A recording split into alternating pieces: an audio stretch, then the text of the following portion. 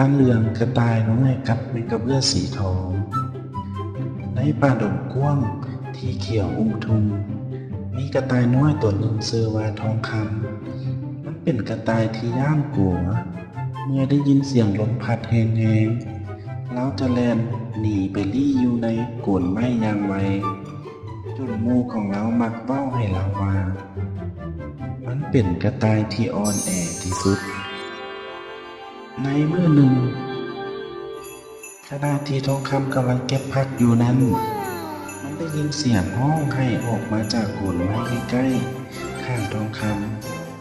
ำดังนั้นทองคำจึงตัดสินใจย่างเข้าไปเบิ่งก็ได้เห็นแมงกระเบื้อสีทองติดอยู่ในโคนไม้ที่มีหูน้อยๆอยู่ในต้นไม้นี้มันพยายามที่จะออกมาแต่ก็บ่สามารถออกมาได้ทองคำเห็นใจแมงกระเบื้อตัวนั้นหลายจึงพยายามซ่อหาวิธีทางช่วยมันขุดดินอ้อมหอบหูเฮ็ดให้ขุมกว้างขึ้นจนกลัวในที่สุดแมงกระเบื้อสีทองก็สามารถบินออกมาได้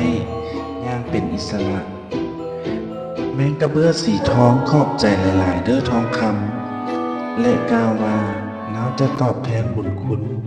ในภายหลังเด้อหลังจากนั้นอีกบ่ดนฝูงหมาป่ากลุ่มหนึ่งได้เข้ามา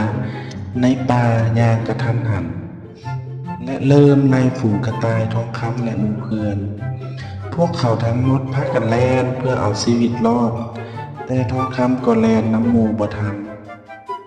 จึงได้ซอกหาบอนหลบลี้อยู่หลังพุ่มไม้หมาตัวหนึ่งกำลังจะเข้ามาใกล้ทองคำเรื่อยๆในเวลานั้นเองแมงกระเบื้อสีทองก็บินมาเกาะอยู่ทั้งหัวของหมาป่าและปล่อยฝุ่นสีทองออกมาปกคลุมใส่โตหมาป่าจนมันหายไปหมาป่าตัวอื่นๆเมื่อเห็นเหตุการณ์ดังกล่าวก็ตกใจย่านกลัวและต้องพากันแล่นหนีทองคำและหมู่เพื่อนได้รอดพ้นจากอันตรายย้อนความกล้าหาญของแมงกระเบื้อสีทองจึงเฮ็ดให้ทั้งสองเป็นหมู่คู่ฮักแพงกันตลอดไปการเรื่องนี้ได้สอนให้พวกเขารู้ว่า